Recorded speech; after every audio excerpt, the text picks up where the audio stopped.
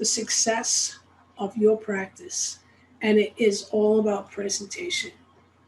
So I want you to think about how you're presenting your business from the moment the client steps out of their car. You may have an at home practice, you may have an office that is in a building, and other people have offices as well. And that's where a lot of people start their practice. It's unusual for a practitioner to have an entire building unless they are running a very large business. And in that case, you have a lot more control. So I want to talk about the things that you may not have direct control over, yet your clients will see them as a positive thing or a negative thing. It will be something that keeps them coming back or something that prevents them from coming back. So the next time you drive to your office, or even when you're looking at office space, I want you to have an eye for, I'm stepping out of my car. What am I noticing? Is there trash in the parking lot? Is the driveway all holes? Because your clients are going to have to navigate that driveway. So think about that before actually taking on an office space. Listen to the sounds in a particular office that you're looking at. Are there other tenants in the building that are extremely loud and what we would consider inconsiderate? Now, we're practitioners.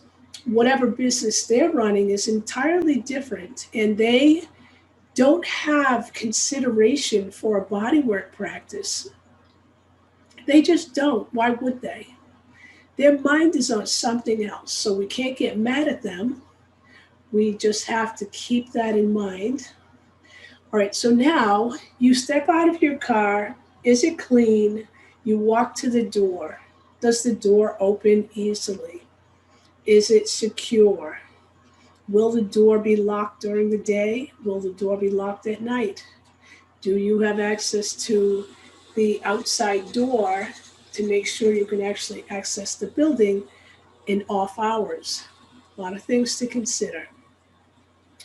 The presentation, as you are with your client's eye, imagining walking to your session. Maybe you're walking up a flight of stairs or down a hallway. Is that clean? Is the stairway clean, or is there trash on the steps? Is the rug vacuumed or the floor swept? Now they get closer to your space. They open the door, or you open the door to greet them. Maybe you have a little waiting area outside of your room with a couple of chairs. Maybe you don't. Maybe you're spacing your appointments far enough apart so that your door is open, your client arrives, and you can invite them right in. Either way, the very first thing that you want to mention to them or ask them is, after you say welcome and you introduce yourself, I'm Tina, and it's a pleasure to meet you. And do you need the restroom before we get started? Show them where to put their coat. Do you want their shoes off? Chances are you do for a bodywork session. But if they're walking down a public hallway, let them keep their shoes on to go to the restroom. You do want their shoes on while they're walking in other places where other people are walking, particularly going into a restroom that is public use. Again, something you don't have direct control over. Another part of the presentation is, what does the bathroom look like? Is the trash overflowing? Is the sink dirty? Is the toilet dirty? Is there toilet paper, hand soap, paper towels? Somebody else may be responsible for those things, but nobody is going to watch it as closely as you are. Make sure that those things are the way they need to be for your client to have an amazing experience when they come to you. So you may think, oh, I can just be a great body worker. My clients will come to me. And I will say this, your clients, no matter how great you are not going to come to you if they have to walk into a dirty restroom, walk down a dirty hallway, or step out into a dirty parking lot. This is presentation all the way. Then they come to you. What do you look like? Are you showered, clean, presentable, professional? Do you look the part of a practitioner? Are you dressed appropriately? Or do you look like you're going to the beach or you're going out clubbing? I can tell you some funny stories. I will just tell you one because I want you to understand there is an image that a practitioner holds. And that image is not this. I once had a massage therapist working for me, and she came in with high heels on. And the next thing I know, she's working on her client with heels. That is not the message that you want to give anybody coming in for massage. So that didn't work out. She did work out, but she needed a lot of coaching. So learning these things right off the bat, really important for you to have successful practice. What will you be wearing on your feet? Some practitioners prefer to work barefooted. I know I do. It connects the soles of my feet to the ground, and it's important to stay grounded while you're doing the work. Some people may just wear socks. Other people may feel more comfortable in a kind of like a light slipper. Some people would suggest that you wear arch supporting shoes. What's more comfortable for you? What works? That's what's most important. If you are going to be working without shoes on, are your feet presentable? You know, we all know what feet can start to look like when we're walking around outside, when we're mowing the lawn, when we're doing yard work or gardening. So what do your feet look like? You are going to be having your client face down in that head cradle. And I can tell you right now, they don't always keep their eyes closed. So if they're looking at your feet, make sure your feet are presentable. You want to make sure that your fingernails are trimmed, that they are cleaned. Now, there's a reason that you make sure that your fingernails are trimmed. And I've seen practitioners totally resist the idea of clipping their fingernails. And I'll tell you, I did. When I first started doing body work, I mean, I did it, but I didn't want to. I had nails all the time. I painted them, I filed them, I broke them. I loved having nails. It was a really hard thing to let go of. Once you do, I will never have nails again. And the reason for that is it's more sanitary to have short nails than it is to have longer nails. You're doing body work, which means that you are touching people, and bacteria tends to get under the nails. And you don't want that. You don't want to be walking around with somebody else's bacteria under your fingernails. So keep your fingernails extremely short while you're working on people. That's one reason. The other is that your client doesn't like getting stabbed with your fingernails. And there are times that you are doing very specific touch, which is direct contact. And if you're doing that and you're doing it correctly, your fingernails are going to jab into the client. Nobody wants to be stabbed with a fingernail, okay? All right, so that's presentation of yourself. Now, let's look at your room. Your room does not have to be dark. In fact, it's better if there's a lot of light when you're doing energy work. It can also be a more subtle kind of lighting, as long as you can see what you're doing.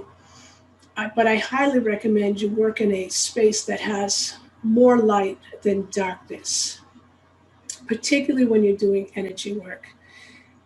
Make sure that your clothing is light.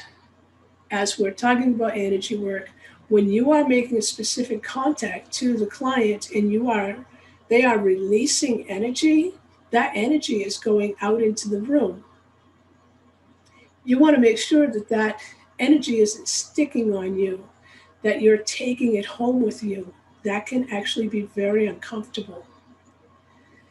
So, light clothing, clean, clear space. Your space can have a couple of chairs, a plant, a picture on the wall, nice music, and that music should just be maybe not a lot of words, but something just very relaxing. It can be nature sounds, it can be om, it can be crystal bowls. This is appropriate for doing energy work. And your client, once they start getting into that deep tasmic state, they may not even hear the music playing. And at the end of the session, have no memory of the fact that music was playing. So it almost doesn't matter. But do be aware that some of your clients are going to want the volume up a little bit, some want it down a little bit. Ask your client, how's that volume? When you have them laying on the table, ask them, do you need a blanket? Now, make sure that you're washing blankets after every client. So one of the things that I did, and this all came about as a result of COVID, is I bought a lot of light blankets so they wash and dry very quickly and easily. Now you can put a light blanket on them, and if they require something a little heavier, have a heavier blanket. If you're putting a blanket on your client and it's not making contact with their body, after COVID, you can probably use that blanket again. During COVID, you want to be more cautious. So you may want to have a couple of heavy blankets in your office space. Take everything home and wash it before going back and seeing more clients. All right, so you have a couple of chairs. One thing that you want to have is a couple of flat sheets for the table. Now, the reason we use flat sheets in polarity is that